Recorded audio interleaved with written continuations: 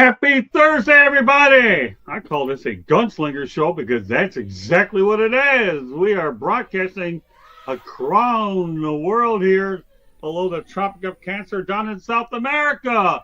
And yes, introducing the Argentine Gringo Paul Perry. Welcome to the Motor City Madmouth Show, Paul. Well, thank you. It's great to be here. All right. We're gonna have a lot of fun today, people. I always say I like to come up with different ideas, and Paul definitely is one of those different ideas I like to pull out of my pocket. So I hope you enjoy this show because we're going to take you places that you've never been before. All right, well, for those of you that don't know Paul, you're going to get to know him tonight, Paul. So why don't you go ahead and tell everybody your story. Why did you move to Argentina from South Philly? Well, I mean, it all started when I was a kid. My mom's Argentine, so she used to always bring me here on vacation, and I always had a feel for life in Argentina and life in Buenos Aires.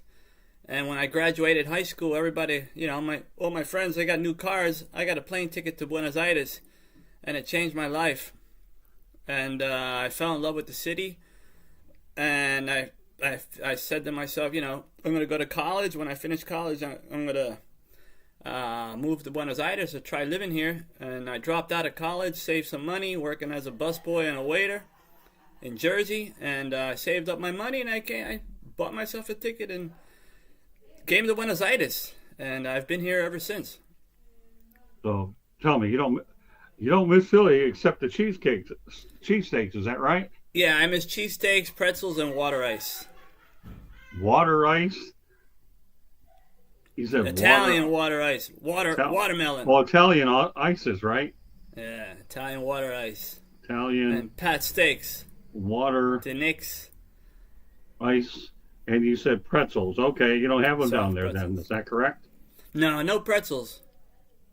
No. Yeah, sometimes I miss Coney Islands when I go back here in South Florida, the ones in Michigan. So, but you definitely miss those cheesesteaks, huh?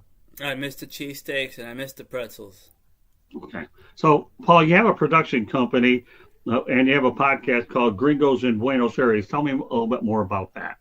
Well, Gringos in Buenos Aires, ever since I've been here, I've always felt like I was from the future because of my ideas. And one of my latest creations was the Gringos in Buenos Aires podcast. I in the 90s, I thought about having my own radio program, and I was going to call it Rockin' News Radio.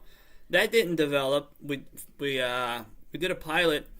That didn't develop. But now, a few months ago, I met some dudes that had a studio, and I told them about the idea, and they were like, it sounds like a great idea.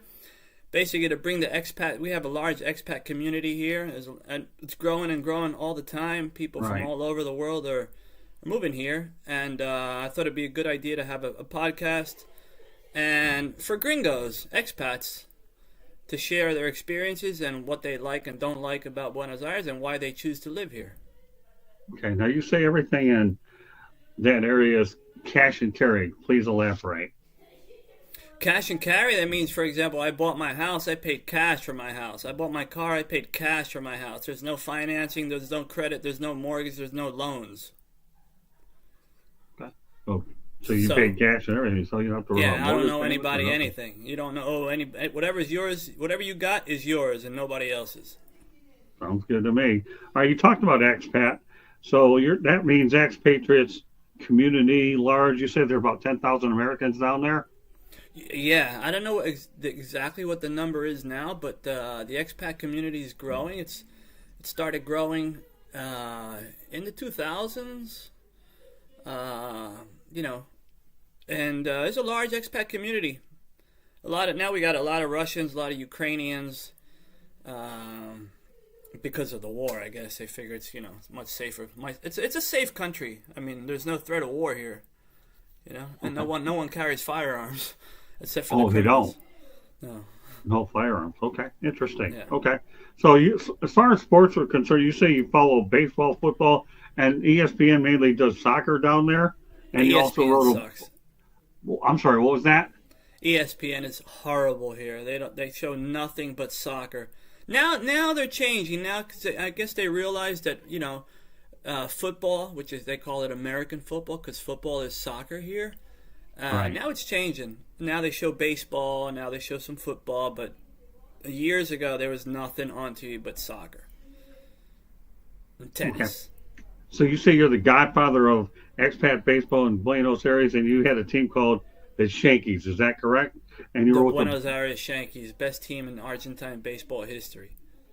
yeah. Well, I was watching some of those on YouTube. They were pretty funny. So, but you were with that for about 10 years. Explain more about what that's about these Well, Shankies. I tried. I used to play flag football, Okay. and when in 2001, I started playing flag football, and I met a couple guys that they were big football fans, and they started a little league, with pads. It's really hard. It was really hard to get equipment here. It still is. And I wanted to start a football team, and I was going to call it the Wild Turkeys. Okay. And I realized how difficult it was, not only to get players that understood the game, but also to get equipment, just such as a football or shoulder pads or a helmet or whatever. So I was like, this is kind of tough. But I wanted to follow up on sports, being a sports fan. And I said, well, why not a baseball team? And I Googled baseball in Buenos Aires, and I found a small little organization, little baseball program. And I met this guy who was Marcelo was his name, and he had a baseball program, and I got involved in the baseball program, and there were a lot of Cubans, Dominicans, and I was the only American. So I started. Okay. I said, well, I'm going to start my own team, and I started recruiting players in the bars with stickers. And I would go to all the bars where expats would hang out, and I would put a sticker up in the bathroom. And I say, you want to play baseball? And I put an email address. Also on Craigslist. I don't know if it's still around, but I Right. started in 2008. I started the first ever All-American expat team in Argentine baseball history, and that was in 2008. And our popularity grew because I had a web page.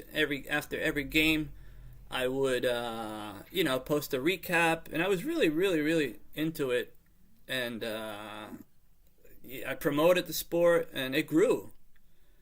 It Really. grew a lot. It grew to we had over hundreds and hundreds of players over the 10 years that the team lasted. And but I was doing everything myself. Then I had 3 youth teams. I had 2 adult teams. And I was doing everything myself, and I got burnt out. We won the championship in 2008, and a year later I was like, okay, that's it. I called it quits. So how did it come from the name Shankies? Well, I'm from Philly, and in Philly everybody used to carry a shank, SHANK. Carrying a shank was pretty popular in Philly. Everybody carried a shank. And here, people call me a Shanky, which is YANQUI, Shanky. And everybody, I walk down the street, hey, Shanky, Shanky, Shanky. And I was like, well, I can't call it the Yankees, so I might as well call it the Shankies. Yeah. And that was it, man. It was beautiful. Well, I have to joke. I have to kid around. The last 2 days, the Detroit Tigers have beaten the New York Yankees by 12-2 and 11-1 scores, and have outscored them 23-3 over the Yankees for the first time in 1906 that this has even happened. So if you want to say the Shankies are looking like the Shankies and they can't keep it in fair territory, I think the analogy kind of makes sense. So, but the Yankees are in it tonight, so they currently lead the Tigers 3-1. But it's still interesting how you match analogies. And let everybody know that the game of baseball is alive and well in Argentina for sure. And I commend you for staying a part of the game in that area. I really do. What kind of an Olympic team or World Baseball Classic are they pretty good in those areas? Actually, baseball. I don't want to toot my own horn, but I helped put baseball on the world radar. Okay. Because the Shankies, as I said, I did a lot of promoting the sport through my recaps, through the videos, and I did a good job promoting the game, and it grew. It grew to such a point that I had people coming here to scout players, people from the U.S., Really? from came here to scout players, and I said, like I said, I had players from Russia, I had players from Germany, I had players from Australia, all of which came here to play for the Shankies. And baseball became, the Argentine team now is really good, and they won several South American championships. Mind you, Venezuela has not competed in any of these championships, but they have won several championships, beating Colombia, Brazil, Bolivia, Chile. Baseball is played in South America, and not only in Venezuela and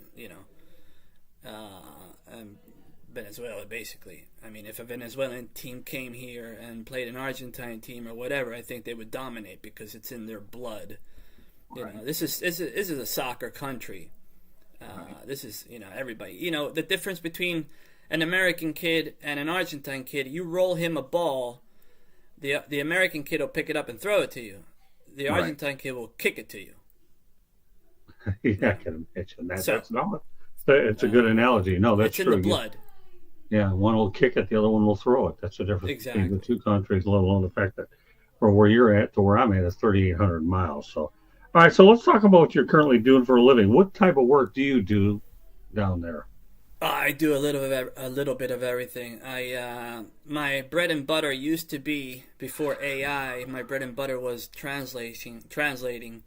Right. I used to translate scripts and novels and whatnot from Spanish to English and Spanish, because I'm fully bilingual. But with AI and ChatGPT, I don't do any translation work. But I've been teaching English since the 90s. My first job was a rapper, and then I was a salesman. And but basically now what I do is I do SEO. Since I'm a writer, I'm a published author. I've published 5 books. Right. So words come easy to me. I'm a dunce when it comes to numbers. But now I do SEO work. I teach English and I teach Spanish.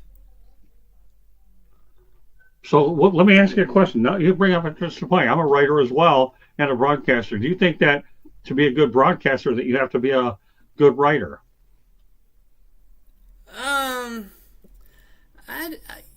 You have to be extroverted to be on camera or behind whatever. But I really don't know. I really don't know the answer to that.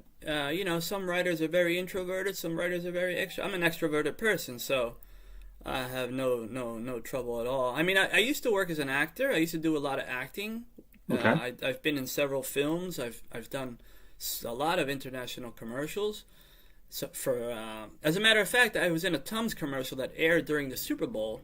Oh, really? In 2016, and my friend said, "Hey, man, I saw you." I was Tums Spaghetti. It was about a spaghetti that you would slap people in the face, and I was one of the actors in that. But sadly, my agent, he passed, and when he passed, I never acted again. I never knew anything about Tums Spaghetti. So everybody out there, now you've heard some about Tums Spaghetti. All right, let's talk a little bit about the fact that you did write 5 books. Mm-hmm. And you've been here, you say, since the 1990s. Is that correct? Yeah, I've been here since 1990. Okay, so let's talk about the fact that you've written 5 books. Tell me what those books have been about. Well, my first book was the book that I thought would, my favorite author is Charles Bukowski. Okay. And I picked up a Bukowski book while traveling around Brazil in 1992 on a bus. And I wanted to be Charles Bukowski. And so I wrote a book called Poetically Porteño, Buenos Aires Chronicles. It's poetry and prose about, going off the rails in Buenos Aires, being broke and yada, yada, yada. It was called Buenos Aires Chronicles, Poetically Porteño. That didn't do very well. I still got some copies. A book is like a baby. If you don't feed it, it doesn't grow. Right. And I'm not a salesman, so I don't have an agent. I don't have a representative, but it's a good book. And then I wrote a children's book called Tree Life, which did really well. Some schools adopted it. It was for a first-level reader for bilingual, for bilingual schools. It's about a peanut that lives in a magical tree. And it's called Tree Life. That got translated into Spanish, and it sold really well. unfortunately, I don't have any money to reprint it, and like I said, I don't have an agent. And then I wrote a book about Luis Alberto Spinetta. He was the godfather of Argentine rock and roll, and we were really good friends for 11 years. He was my friend and neighbor. When he passed away, I wrote a book of our moments together. In 72 hours, I wrote this book, and I sold most of the copies in English. And then a couple of years later, it got translated into Spanish, and I just recently published the second edition. And I'm working on the second edition of the book in English. Okay. Now, you say you work remotely, is that correct? I work remotely, yeah. Okay. I live by the beach. I live half the year by the beach, and I live half the year in the city of Buenos Aires. Interesting. Well, not a bad way of doing things. Now, you said there's no upper class in that area? Where? Or is it exactly. In Buenos Aires, you say there is no upper class, right? You got there used to be no. I mean, you either got money or you got no money in Argentina. I mean, there's no really there used to be an in between. I used to live it depends on the dollar. It depends on the dollar.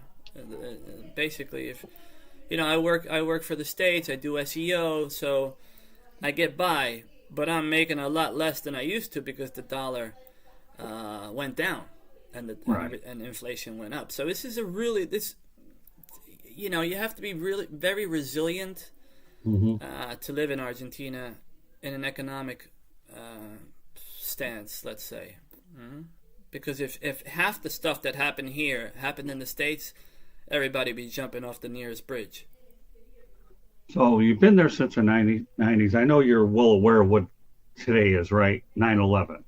Yeah, I know. Right. What day Now we're remembering September 11th, and I want to keep my heart and to everybody out there that we can't forget the importance of this day. How so many innocent people lost their lives on 9/11. Yeah. I remember I was living in Phoenix, Arizona at the time, going through a divorce and going to my attorney's office when I heard the news. My attorney asked if I knew what happened. Oh, I'm driving here. So you don't watch the news? I said, yeah, but the problem is it's pretty hard to watch the news when I'm traveling to you. And then I got wind of it. It was sad because I have a cousin that lives in New York City, and wow, I mean, then I proceeded to come to the New York City to see it, and it's just unreal. But what are your thoughts? So again, we're remembering 9/11, and again, this is a very tough day in American history, and my hearts and prayers are even with the families and the first responders and everybody out there. But what are your thoughts about 9/11, even though you're so far down near South America? Well, today's Teachers' Day here. It's so 9/11 is it's a holiday. No school today, so it's pretty crazy. I remember where I was. I was in between classes at downtown Buenos Aires when 9/11. I remember watching the second plane strike. I was watching the events as they unfolded. Through a store window, and it was horrible. I mean, it changed the lives. It changed the world. It really did change the world, and it's horrible. It's and also my heart goes out to everyone that lost a loved one, and it changed the world. It changed the way we travel. It changed the way we communicate. It changed the way we see life, and it was the start of something evil, which is still present today, because you saw what happened yesterday, and right, exactly. I was about to get to that. It was the beginning of sheer evil in the world. Even though it happened in 2001, 24 years ago. Yeah. But we're still feeling the ripple effect of that. You can't travel. Even I went to Spain last year, and I was on a plane, and I was paranoid. I was I was looking around to see if anyone was looking suspicious. This guy. So everybody's still feeling the effect of what happened, and I don't think it'll ever go away. I don't think life will ever be the way it was before 9/11. Unfortunately. Yeah, I agree with you. I mean, traveling, all the extra security measures, they had no choice but to do it. That's for sure. And I guess the thing is, I've gotten used to getting to the airport way earlier, so therefore you accept that it is, and you have to realize they're looking out for your best interest. and that's how Homeland Security definitely got created. So, and you bring up an interesting point. Yesterday, obviously, we saw about the tragedy that happened out in the Utah area about the Charlie Kirk situation. Rest in poor peace family. to Charlie, and I feel bad that he leaves behind a wife and two young children. Again, rest in peace. What are your thoughts on that situation? I think not only is it a United States thing, but I think it's a worldwide thing that it's just so unfortunate this stuff has to continue to happen. There really is no freedom of speech. 'Cause, Right. if you speak your mind and you draw too much attention to yourself, you put yourself at risk. And sadly, you gotta bite your lip and keep your mouth shut because you never know if some nut job is gonna, Right. what's gonna happen. I mean those kind of things wouldn't happen here because we have no access to weapons. No, you can't buy a gun. You can't buy an assault rifle. Right. So if that, I mean, you know, fortunately, because this country, people are under a lot of economic pressure, which causes stress. But it's I don't know. I don't know what the problem is with the American society right now, or people. There's no respect for human life anymore. Just like with Right. there's like just like this, just there's very little not only respect, but there's no privacy anymore. Right. With all this social media, you have no privacy. You break wind, and everyone on Instagram that follows you knows you broke wind, and Right. stuff like that. Now it's really, and information travels so fast. A lot of people can't handle information. A lot of people are Right. not ready for information. So Right. I don't see the internet and social media as a good thing, even though we're talking now and it's great. But Right. we're not doing it. We're not doing any wrong. So it's I don't know. I just think that gee, we're from a different generation. Yeah, we We really were are. brought up with respect. We were brought up, differently. Right. If I raise my mom, I raise my voice to my mom, I get smacked in the face. Parents are Right. afraid to smack their kids in the face or in the butt now. Hmm. You could go to jail. You smack your kid in the face. That's true. My mom used to beat my ass. If I was, Right. did bad at school or I got sent to the principal's office. I was scared. Hmm. And kids just there's no fear because you think nothing happens. True. But hey, True. yeah. So So I'm going to talk about one sports thing. I think it's interesting. The reason why I'm bringing this particular thing up because you say we talk about the cash and carry effect that everything you mhm. get. But there's an athlete. I know you probably heard of him. I know he's got to be worldwide. He was Antonio Brown, okay, formerly of the Pittsburgh Steelers. Antonio Brown filed for Chapter 11 bankruptcy. You talk about a guy that let $100 million get away, and now he's less than $50,000 in assets and a staggering $3 million in debt. When you think of stories like Antonio Brown, and let alone the fact that you're in Buenos Aires in Argentina, whether it's in America, South America, whatever, what goes through your mind? well, first of all, I can't fathom having that kind of cash. Right. I can't. I don't know. You might. If I got $1,000 in my bank account, I'm lucky. Right. It's one thing you learn.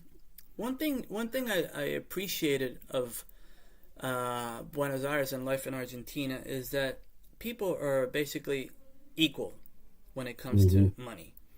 I remember growing up in Philly. I'm from a lower middle class family. My dad was a bricklayer. My mom was a hairdresser. I drove a 1979 Honda Accord when everybody else was driving Trans Ams and Firebirds and Cadillacs and yada yada yada. And when I came here, I was like, man, you had 4 different types of cars, and that was it. You had four cars. You had the Peugeot 505, which was for the rich people, and you had the little Fiats, which was for the lower middle class. So there was no competition among the classes, you know. So even today, I have my car's a 2013. It's a Renault. It's no big deal, but I don't strive to have a Mercedes, because this is not the kind of country where you can have a Benz or a Lamborghini or nothing like that. You know what I mean? Right. You got high end cars, but it's for a very small segment of the population. And and not only that, if you drive around in a Beamer or a Benz or whatever, people are like, what's this guy up to? Yeah, right. You look suspicious, don't you? You look suspicious. Everybody, because you got, like I said, you got to pay cash. Are you gonna spend $100,000 cash for a Beamer or a Benz? Or you got people driving around in McLarens. Not here, obviously, even though they opened up a McLaren dealership. But who's gonna buy a McLaren? Right. You can't. It's not gonna happen. So I can't fathom having that kind of money. I can't fathom being that much in debt. I owe no money. I don't owe anybody money. What I got is mine, and like I said, and that's it. Yeah, I just bring up Antonio Brown. He's been a hot topic of conversation all week on some of my shows, because you talk about a lot of athletes making a lot of money, and unfortunately, it goes away after the career's gone. There's a guy by the name of Josh Gordon, sold a Super Bowl ring for $138,000 because he was broke. I mean, that's just unbelievable stuff. Sorry. So when we come back here. Yeah, when we come back, we're going to go to a station break, Candy. You go ahead and bring a station break. And then what we're going to do is we're going to talk about some facts about Argentina. I've been doing a little bit of homework on myself, knowing Mr. Perry was coming on. We're going to compare what I have to say versus what Mr. Perry. So, great show. Glad to have Paul Perry on. We call him the Argentine Gringo. We're going to talk a little bit more about the gringos in Buenos Aires. I want to hear a little bit more about that after we get done with some of these facts there. But go ahead, Candy. South Florida Tribune Publishing Company published a book, Lessons from the Microphone, Tuning into the Enduring Wisdom of Visionary Leaders. It is written by our host, Scott, the Motor City Madmouth Morganroth. Talks about his 40-plus years in the business and how media has changed over those 40 years. It's available on Amazon, Barnes & Noble, Kindle, Google, and Apple Books. There's also a link on our website, www.southfloridatribune.com, where there is a plethora of great content, so go check it out. If you like to listen to podcasts, you can find us wherever you get your podcast. If you want to advertise or sponsor a show, you can call Scott 954-304-4941. If you want to be a guest or have topic ideas, you can always email us at southfloridatribune@gmail.com. Back to you, Scott. All right. Well, when Candy says you want to be a guest, we had a guy by the name of Eddie Prather on last night, who was always active in the chat with him. And we had brought Eddie on last night in the sports exchange. I tell you, this guy was a hit. He knows his stuff really smooth on the air and knows what we do here. And Eddie did a really good job last night. Really happy. And I'm one of those type of people. Like I said, I'm a gunslinger. I'm looking to find different people. You and I met in a very interesting way. You're on Facebook, and I liked one of your things, and that's what got us in contact. So the power of networking on Facebook, regardless of what part of the world you're in, and that's why we're able to have this nice, creative conversation. So people, you can find your guests or friends anywhere. And it's great that Paul has been able to find a way down in South America from Philly and made a new life for himself and his family. I imagine you have your family, most of your family's there now, aren't they, if not all of them? Well, I got a wife and 3 kids. Okay. And my mother, my dad, and they used to live here. And now they moved. I have a brother who lives in Spain, and I have a brother who lives in Miami. Okay. Now actually lives in Atlanta. And but now it's just me, my wife, my kids, and her family, which is... She's got a couple brothers and sisters. That's about it. Yeah. So what are the big holidays out in Argentina? Ooh, Oh, it's a big holidays. Well, today's a holiday. It's not Hi, a big holiday. Cybersky. It's a teacher's day. We got big holidays. We got the Columbus Day, which they call the day of the race, Dia de la Raza, which now they changed it to be more politically correct. We got Christmas. We got Easter. We got the same holidays as you all do, as we do back in the States. The only thing about Christmas here, it'll never really feel like Christmas because I'm used to Christmas with snow, the Christmas music, and here it's hot, and everybody sparks up their grill. And Argentina's a big beef eating country. Yeah, I'm gonna get to that in a minute. Yeah, they'll eat every part of the cow, man. God, It's a vegan's nightmare. It's a vegetarian's nightmare down here, man. okay. Well, I'm glad you brought that up because now we're going to talk about some facts about Argentina. Call you in the GMTA. Hi, Cybersky. Glad to have you on tonight. So I got 9 interesting facts, and I did a little homework knowing that you were coming on the show. So I'm going to go over every one of them. Okay. Right. So, we'll get to the dinner part in a moment. Cybersky, hang loose for a moment. Okay. So, first of all, Argentine people host massive street tango festivals. Tell me what that's about. Actually, the tango's huge here. This is, if there's a according to folklore, tango is Argentine, but the Germans were really big tango lovers. As a matter of fact, one of the main instruments in tango is the bandoneon, which is that big, it's like a small accordion, and. Tango is huge. I mean, this is tango heaven. I love tango. I like tango. I mean, I love the lyrics. I don't dance tango, but it's huge, and you can visit tango shows, and there's always street dancers, the tango dancers on the street. And the lyrics are great. Tango's it would be like the blues, of Chicago. It's really melancholic and sad. It's all about losing your lover and getting cheated on, and and it's I like it. I love the tango lyrics. It has its roots. It's a mix between samba. I went to this event where they showed the history of tango, and it came from Africa. Really?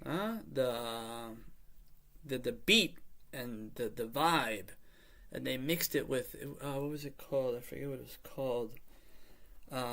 But it's beautiful. I love tango. Okay. All right. Cyber's got an interesting comment. Dylan played the trombone. I don't know how big that is out down there, but his brother Dylan played the trombone. Okay, interesting stuff. And we'll get to your food analogy, but you know what? Cybersky said, since you brought up beef, what for dinner? What do you have for dinner tonight? Do you have anything pertaining to beef? We're going to get to that in a minute, but let's get the question out of the way. I had a really good pizza. It had bacon and scallions and cheese and mozzarella. It was a great pizza. Now, I ordered a pizza today. Pizza. My wife. There you go. Pizza tonight, Cyberuski. All right. So now another thing I learned today was that they have pink lakes that look like strawberry milk. Who? Argentina. I read that today that they have pink lakes that look like strawberry milk out there. Did you know that? No, pink lakes that look like strawberry milk. Yeah, I do my homework on. I have my source. You didn't know that? No, I've never been to I haven't been to the south. We have, Argentina is a huge country. We have all the climates. We have mountains, right, lakes, rivers, oceans. It's a huge country. It's a beautiful country. But unfortunately, I haven't been to Bariloche or to the south yet, where all the lakes and mountains are. The distances are really far. There used to be a nice train railroad. But the railroads are not what they used to be, so distances are really far. If I want to go to the mountains or the lakes, I got to drive for at least 12, 16 hours. Oh, maybe that's what, really. Yeah, maybe that's where the pink lakes are. Well, I'll tell you what. You and I obviously. Pink lakes. Yeah. Now, when you get down there and you see a pink lake, I want you to take a picture of it so you saw it, but you heard it here on the Motor City Mad Mouth show first. Is I that fair will enough? eventually go travel down south. Like I said, to the Bariloche, El Bolson. These places are heavenly. You say I that's just 12 to haven't. I 60, haven't been able to spin. I haven't able to go. Personally, I want to go. 12 to 16 hours. I can't remember the last time I heard the vehicle. What's it? A Fiat. And I'll say Brewski's got onto this food cake. He says having tofu. All right, I don't know what that is, but all right. But whatever. Okay, let's go ahead. Now, the Andes Mountains cover 30% of the country, as I understand it. From north to south, yeah. Yeah, wow. That's what I did not separates know us from Chile. Oh, is that what it does? Yeah, good thing. Yeah, it separates us. They're huge. It's like it's much longer than the Appalachians or the Rocky Mountains. They're just they're huge, and they go all the way up to, I guess they stop in Bolivia, I think, or I don't know if they stretch into Bolivia. But that's so you can cross. There are trails. People they cross the Andes on horseback in the summer. Don't do that in the winter because you'll freeze. Right. But it's a huge stretch of mountains. Wow, 30% of the country. That's surreal. Okay, so all right, let's go to our fourth fact. Okay, you celebrate Friends Day with parties and dinner. They have Friends Day down there, huh? Yeah. I think it's the 20th of August, if I'm not mistaken, or no, July. Yeah, it's the 20th of July is El Día del Amigo, is Friends Day. We celebrate Friends Day, and it's a good excuse to get out of the house, and meet up with your buddies or your friends, and party. It's Friends Day. There you go, everybody. Friends Amigo. Day down in Argentina. Hello, Joshua Dora. Scotty July Slapdog. 20th. That's what I am. All right. Scotty.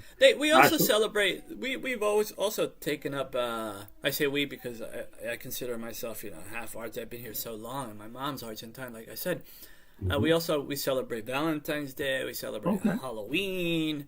These things catch on. Okay. St. Patrick's Day is huge. Any excuse to drink. Any excuse to get drink is a good one. Joshua Dora says he has family in Buenos Aires. I just don't know how to find them. Okay. Yeah, I can't. I don't know what to help you there, Joshua Dora. Check them out. Check out Instagram, Facebook. Everybody's got some sort of social media,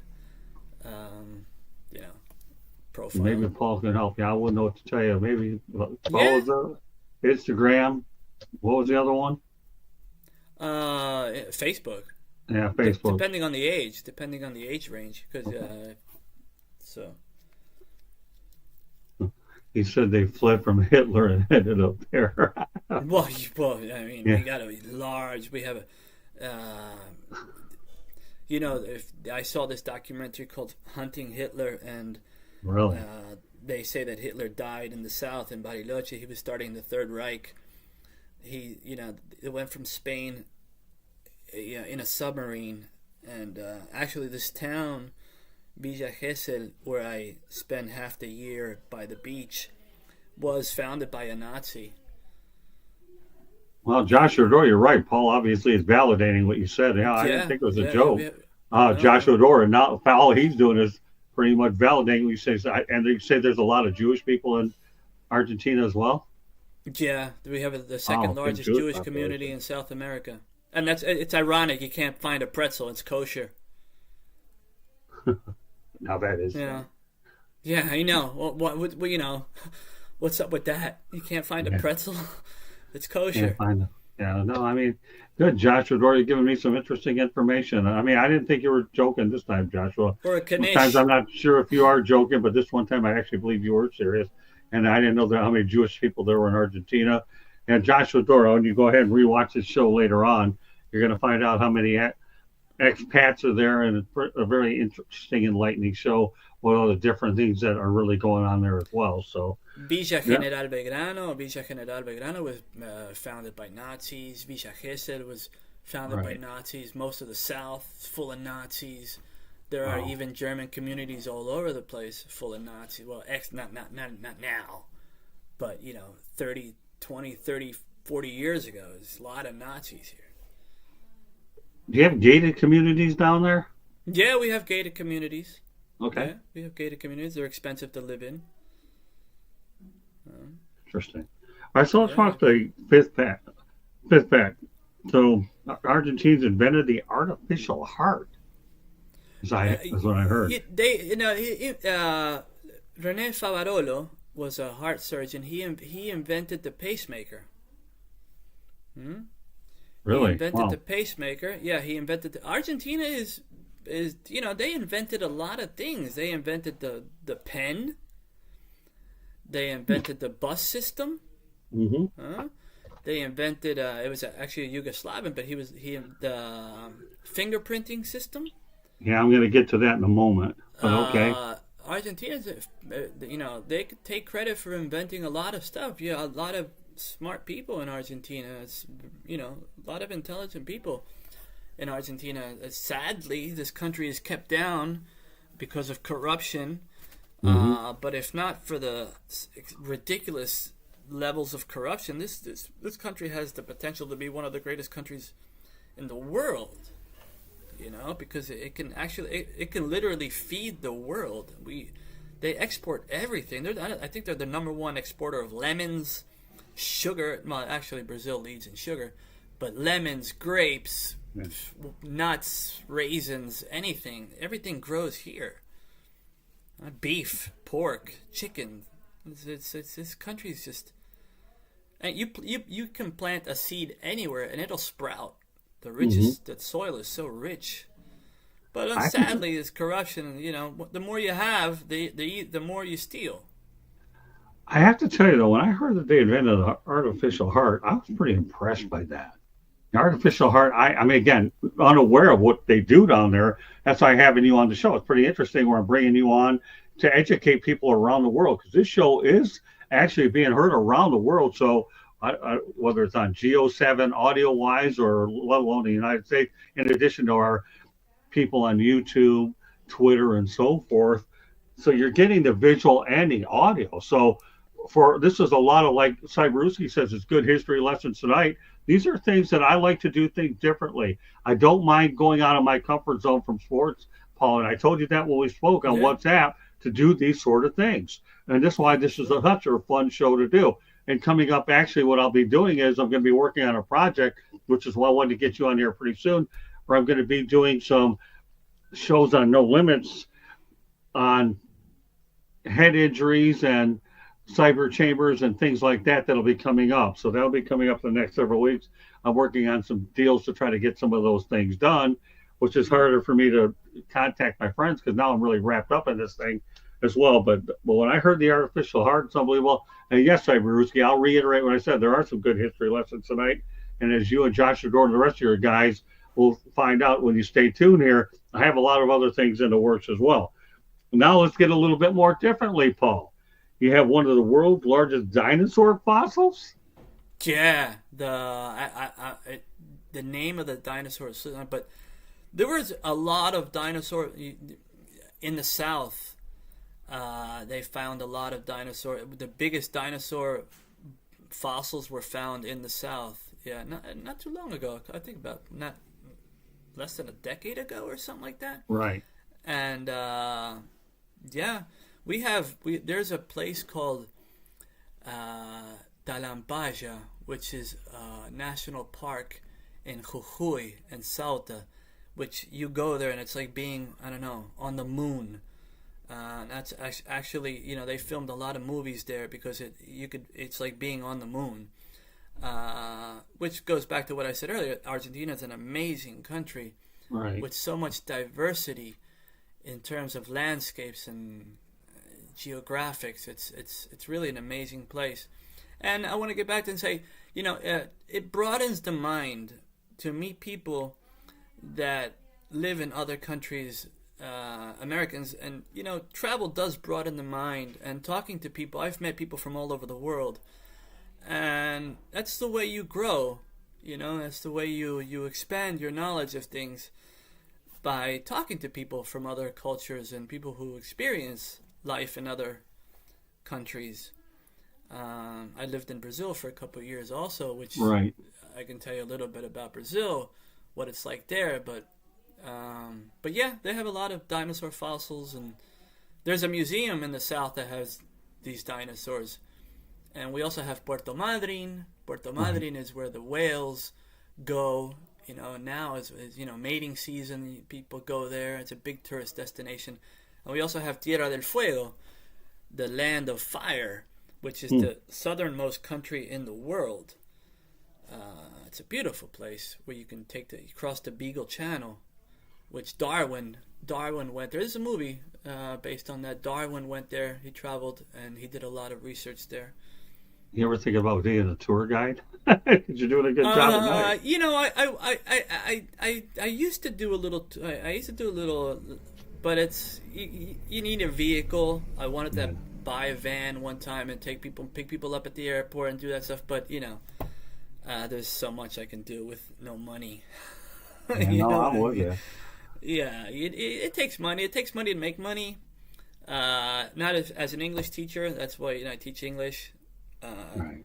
Apart from paying my Wi-Fi bill, it's only my time that I put up.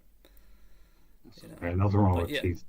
Nothing wrong with teaching English. I'm sure a lot of them. No. I used to work as a school teacher for 13 years. I worked teaching school children English. I'm a kid at heart, so that's okay. I think we all are. This is the type of show where I can sit back. I don't have to raise my voice. I don't need the energy. I can sit back, relate, and talk to you all day long about Argentina. I just got done traveling. I took my first European cruise and made it to Iceland. I made it to Norway. Nice. Now let's see, where else did we get to? We got to UK. Nice. And there's one other one I'm missing. We got Iceland, Norway, UK, and Netherlands. Can't forget the Netherlands. I've been to the Netherlands. So I'm going to be doing more of this stuff anyways. I was having some fun over at a hibachi place called Make Your Own Kind of Music with these metal chopsticks, and I was having a ball with that stuff, man. I've been to Amsterdam. I always tell people I don't remember being there, but I know I was there.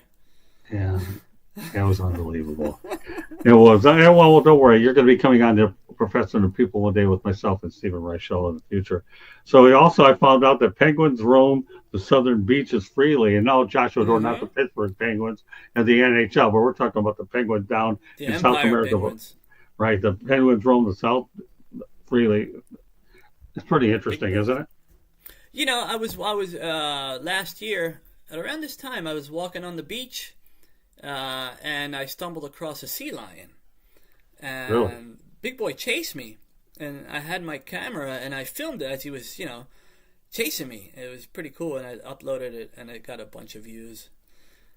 So you can walk along the beach and stumble across, see. I saw a penguin one time. I saw a penguin. It was, resting because they migrate, and so it's common to see like whales, penguins, sea lions, walruses. It's common to see these on resting on the beach. Interesting stuff. I'll tell you, I'm learning so much about. I'm learning a lot tonight. Okay, now you talked about earlier, invented the fingerprint identification for police work. That is pretty impressive. Knowing that was invented there, and obviously we know what it means around in the country here. So go ahead and elaborate on that. Well, one time I had to translate. I have a friend of mine who's a producer. He's a film director, and he's also a writer. He's a screenwriter, and he was developing a series on this man. He was of Yugoslavian descent, but he came here very, very young, and he developed the fingerprint. And he worked for police. He worked for the police in La Plata, which is the capital of the province of Buenos Aires. Buenos Aires is the capital of the country. It's like Washington, D.C. Right. And what's interesting about Buenos Aires, and I want to mention, is that, how you have Hollywood is the film capital, New York is the financial district, and Washington is the political capital of the United States. We have all three in one city. Buenos Aires is the film industry of the country, it's the financial capital, and it's also the political capital. So that's what makes this city so diverse and so interesting. You have a lot. And it used to be considered the Paris of South America because of the architecture. And it's beautiful architecture. I recommend that anyone who can visit Buenos Aires. You won't regret it. Excellent food, excellent people, and and it's cheap. Not so cheap now, but it used to be a lot cheaper. But it depends. We'll go over one more fact. I want to ask you a population question. And as we talk about it, now we'll get into it. People eat more beef than almost any nation. So let's talk about the beef choices for food. I mean, you eat everything. Beef. It's cheap. You can buy a pound of prime rib or a pound of whatever for like $5. Really? So it's meat's cheap. And it's good because all the cows are grass fed. I mean, I remember I told you on Saturday I took the train from Buenos Aires to Mar del Plata, and all you see is cows and sheep and pigs and cows and 250 miles of cows, and they're all roaming around, and so obviously it's cheap and it's good. So how much beef do you eat? I don't eat much now, man, because I got my blood test results and my cholesterol's a little high. But I eat meat like once a week, twice a week. I could eat meat every day if I, but you get older, but meat's good. And here, when someone invites you to a barbecue, there's no hot dogs or hamburgers. There's like all kind of cow parts, which is delicious, like sweetbreads and kidneys and intestines, and they'll eat everything. They'll even eat the tongue. Well, let me ask you, is the Atkins... Carnivores, man. It's a carnivore country. Is the Atkins diet popular down there? The what? Atkins diet? You never heard of the Atkins diet? No, I never heard. All meat, man, no carbs. Yeah, meat. Yeah, it's like Jordan never heard Peterson, of that? right? Jordan Peterson, he eats meat and eggs. I don't know. I just know the Atkins diet is all meat, no carbs. Yeah. Never heard of it. Okay, well, it's okay. Meat and potatoes. Meat and potatoes. If you're a meat and potatoes person, this is the place. Oh man, to be. this is all meat, brother. No potatoes, no carbs. Atkins diet. We'll just look it up when you're out there. Atkins diet. Then when you come back and talk, I know what you're talking about. Okay. You can buy 2 pounds. You can buy 2 pounds of potatoes for like $1. Oh really? No kidding. Yeah, food's cheap, man. Well, I know I was going to ask you. Are there a lot of American restaurants down there? I mean, I know that Iceland doesn't have any McDonald's anymore, but are there a lot of the major American restaurants down in Argentina? McDonald's is one of the most expensive places to eat. Really? Yeah, McDonald's is one of the most. McDonald's, Wendy's. Now they got Kentucky Fried Chicken. Kentucky Fried Chicken's cheap because chicken's cheap. But McDonald's is really expensive. It's like it's like eating a Red Lobster. Wow. No kidding. It's expensive. I never thought I'd see McDonald's and Red Lobster in the same sentence. Really? Yeah. No, it's like going to Red Lobster, man. It's like so expensive. Wow. It's really expensive. Yeah, it's like it's a luxury. I never eat at McDonald's. Well, I don't either, but I didn't think that we'd ever put it in the same sentence as Red Lobster. Well, this is Argentina, man. Everything's backwards here, dude. No, I know. Well, evidently with that analogy it is. Yeah. McDonald's and for Cyberooski and Josh Shador, this is your kind of a show. There's nothing but food on this show. But McDonald's and Red Lobster in the same sense. And I don't mind KFC, although I haven't had that in a little while. But I like KFC. I like my extra crispy chicken, but McDonald's and Red Lobster in the same sentence. But I can live off of beef and barbecue sauce if I have to. I got no problem with that. I'm sure they got some pretty good barbecue sauce down there. They don't. No, here they got this other thing called chimichurri, which is they don't use much barbecue sauce here. They don't use it's no barbecue sauce at all. You can buy it at the supermarket, but they don't put barbecue sauce on anything unless you go to like an American bar. They got some sports bars. You can order your buffalo wings and stuff, but that's really expensive. So are there a lot of American sports bars down there? A lot of American restaurants? No, there are a couple. There are a couple sports bars. You ever get the NFL Sunday ticket down there? And do they watch a lot of NFL games down there? The sports bars do, the sports Yeah. bar. They there are a couple sports bars that show, American sports. I don't go to them because, like I said, it's just not for nothing. But I can't afford to drink at a sports bar. I don't prefer to drink watch a anyway. game. I'd rather stay home and. I don't drink that much either. I used to drink. Oh, I don't either. I could care less about alcohol. What were your thoughts when the Eagles beat the Chiefs? Oh, go Eagles, man! There you go. I used to work at Veterans Stadium. Oh, did you? When I was a kid, I used to ride my bike. We used to sneak into Veterans Stadium. I lived a couple blocks away. I'm from South Philly. Right. We used to sneak in with our bikes and ride, on the ramps all around until the security guards chased us out. And then I worked the Eagles game. I worked the Eagles season. I was the elevator operator for the concessions. I used to, work the elevator and take the little go-karts and but yeah, go Eagles. Cool. Yeah, Candy and I were actually in New Orleans. We didn't go to the game, but we covered the event itself. It was pretty cool stuff. It really, really. Yeah, so, I bet. So we've talked about all these other facts. So I want to go back into your podcast because I want to do what we can to promote it a little bit more so you can get some more hits on it. Go into more details about Gringos in Buenos Aires. Let me let everybody know that immediately after the Motor City Mad Mouse show, we have Fire Up with Candy Eblingham in the Country Club. So I'm sure she'll talk about a lot of the updated events in the world of sports and so forth. So Candy and her crew are getting ready to follow us here at the Motor City Mad Mouse show. Paul Perry's been nice enough to join us all the way down in Buenos Aires to talk about Argentina and give you some history lessons, as Cybrewski would say. And Joshua Dorr came up with some facts that, I wasn't joking, but in fact, he enlightened us on a couple things as well. But talk about your podcast. What are you trying to get out of it? And what have you gotten out of it so far in terms of awareness and so forth? Well, basically, the idea of the podcast, the concept is basically to, sometimes life in Buenos Aires can be kind of lonely for expats, because of the language barrier, right? Because of the customs, eating dinner. For example, eating dinner here, dinner time is 9:30, 10 o'clock. Right. Where back in the States, I remember in Philly, it was like 5:30, 6 in the summer. So the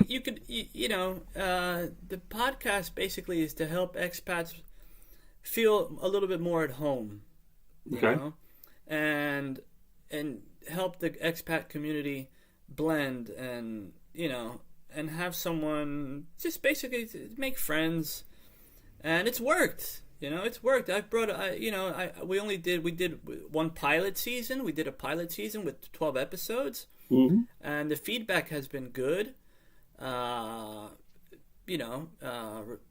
People have bonded, and it's all about connecting. For example, I had this one guy on. He's a stage director, and now tomorrow he's premiering at the British Arts Center, and thanks to he met other expats through the show, and a group of us are going to go to his premiere. You know what I'm saying? So basically, it's to help the expat community blend and have each other's back, and connect. You know what I'm saying? Like I said, I when I first got here, I had no American friends, and I felt really alone. I had a couple Argentine friends, but you need that connection with those from home to help your homesickness. I mean, now I have a family. I know tons of people. I can, but that's basically the concept of Gringos in Buenos Aires, to help the expat community and to help those that feel a little lost, and also to help shed light on what it's like to live here. If you need an immigration lawyer, if you need a translator, if you need help, where to see a tango show, who do you ask? Well, you ask a gringo or an expat that's been here. And so right now I'm looking from we did one pilot show, and now I'm trying to get some funding to do another season. Okay. Because it's not free. And like I said, I'm a teacher. I don't make a lot of money. I'm a writer. My books don't sell because I don't have, it costs money to. I don't have a publisher. So right now we're just looking for a little bit of funding to make another episode, make another season, and we'll see. We'll take it from there. I have, I'm not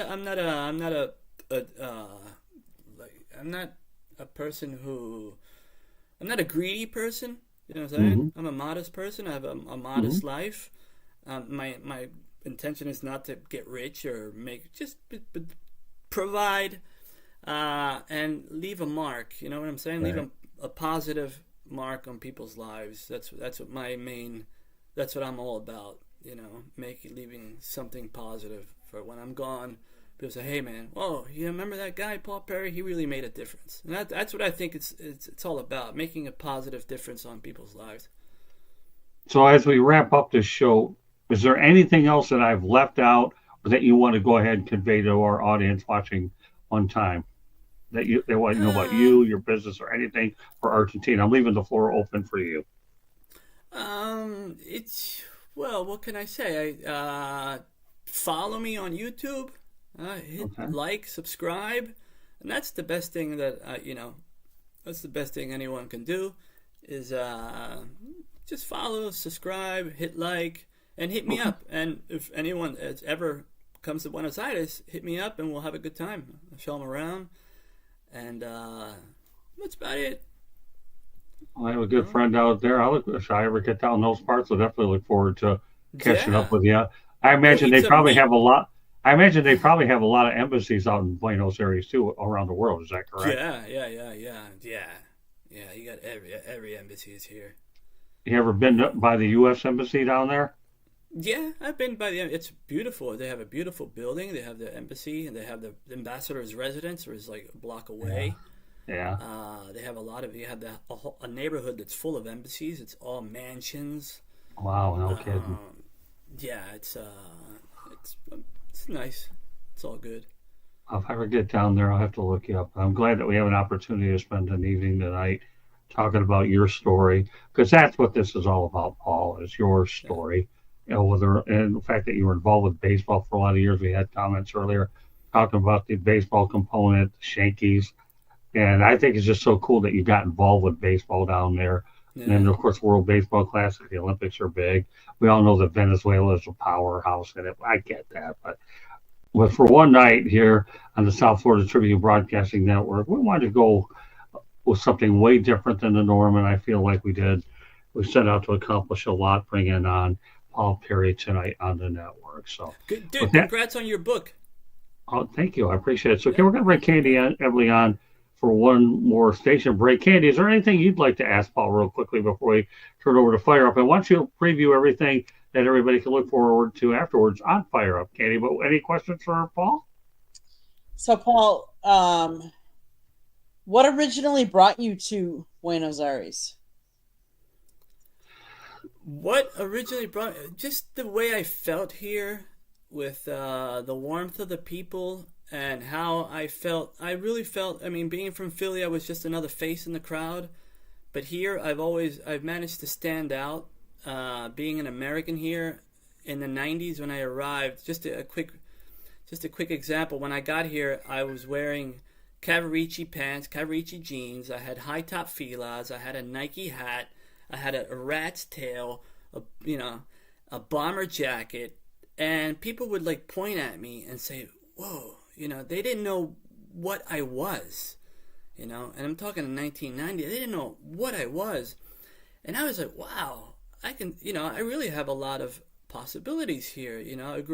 I was from Philly, where it's just like I said, I was another face in the crowd, and here I was un Shanky, so I felt like I was from the future, and I applied that to make a difference and promote the American culture. And in the 90s, I wanted to sell cheesesteaks.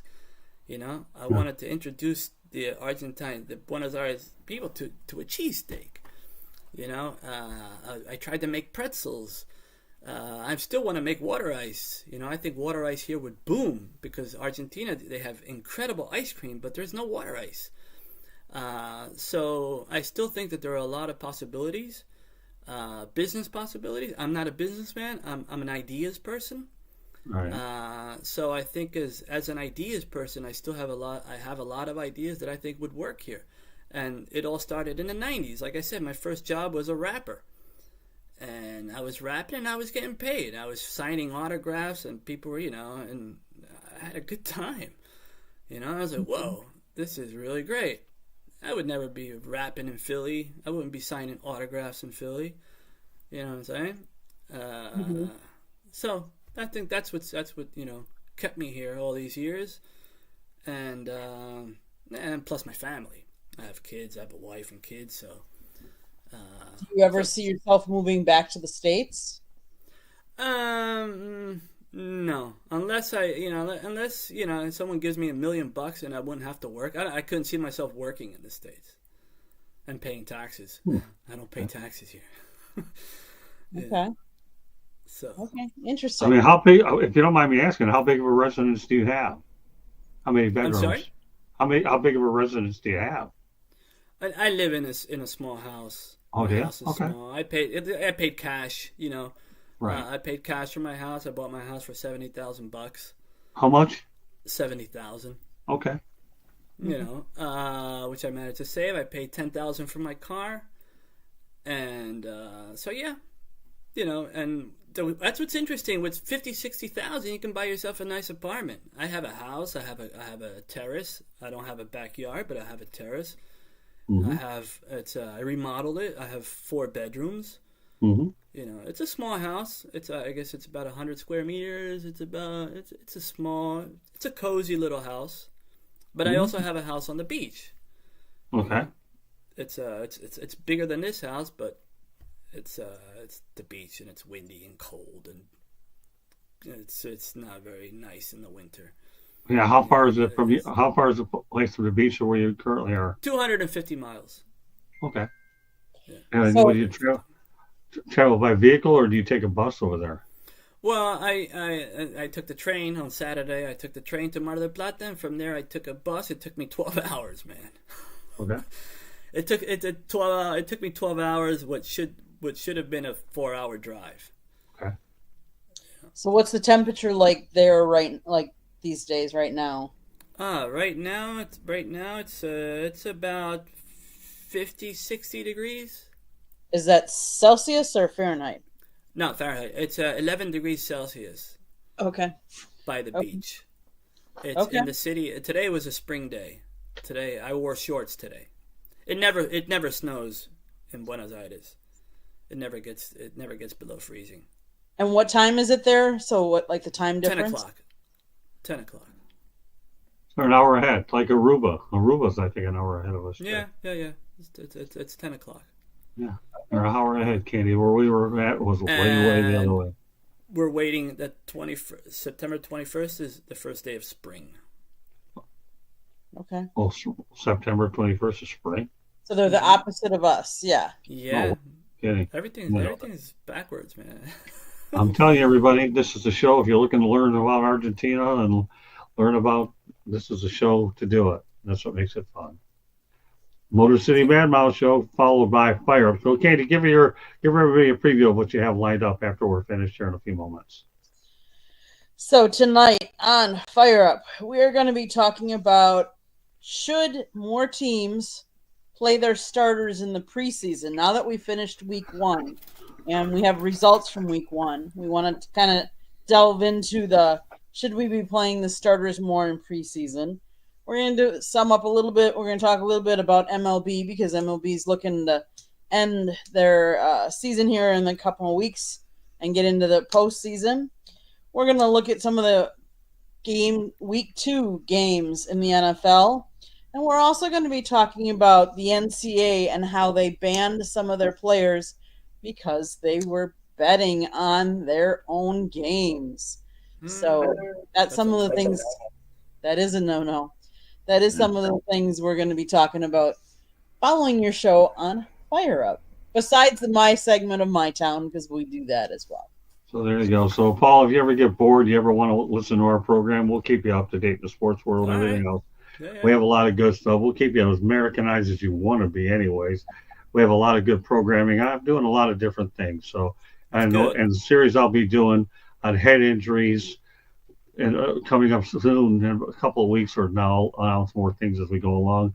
You see my Facebook updates as well. That's always connected. Anyhow, there's a lot of good things coming down the pipe. But we're so glad that you spent some time joining us. I know you and I have been looking forward to this a while. I'm glad we finally put it on the table and everybody can around the world go ahead and watch and look at this show. So, Paul, I want to thank you very much for joining us. Candy, one more station break before we go, and we'll turn it over to Firebug Doll. So you got to see my book one more time up here, Paul. Okay? Thank you for the invite. Oh, my pleasure. South Florida Tribune Publishing Company published a book, Lessons from the Microphone, Tuning into the Enduring Wisdom of Visionary Leaders. It is written by our host, Scott, the Motor City Madmouth Morganroth, talks about his 40-plus years in the media business and how it has evolved, old school media versus new school media.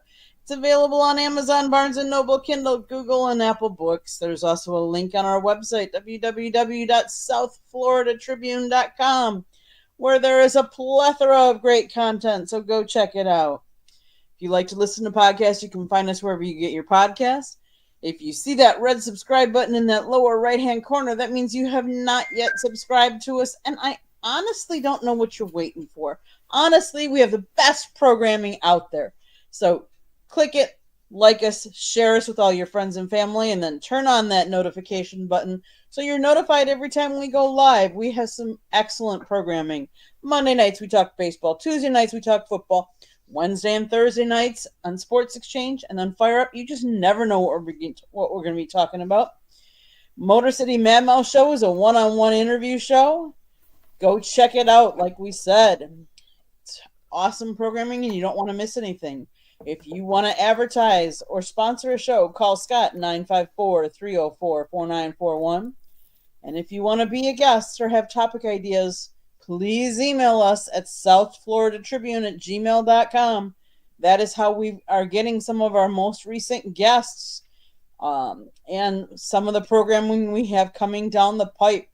Really exciting programming. Scott's talking about this CTE. You're going to have to stay tuned and get that notification, because that's one you do not want to miss. So with that, Scott, back to you. All right, well, Candy, thank you very much for station break. See you in a few moments. But meanwhile, Paul, thanks so very much for joining us.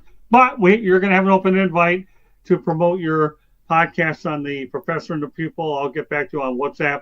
I'll let you know when we'll have a spot available. I don't think it'll be this Monday, but I'm going to talk to Stephen Reichel. He's a guy from South Philly, so I'll be able to get you guys connected. Cool. And he has a very extensive following on Twitter. So we'll bring you on as a guest. I produce that show, so you don't have to worry, and deliver it. He's the people. We're going to bring you guys. We'll make that connection here. But I wanted to make sure we got you started here on the Motor City Madmouth first as well. So with that said, I want to thank you very much for joining us. Fire Up is next. So on behalf of Paul Perry, my name is Scott Morgan. We're out the Motor City Madmouth. Thank you for joining us on this edition of the Motor City Madmouth. Special thanks to Joshua Dorr and Cybrewski and MLB Talk for listening in and contributing in the chat room as well. So good evening, everybody. Paul and I will be in touch. He'll be back on the network. Good night, everybody, and thanks for joining us. Fire Up is next with Candy Ebling leading the way. Bye now. Ciao. Ciao. Ciao. Ciao.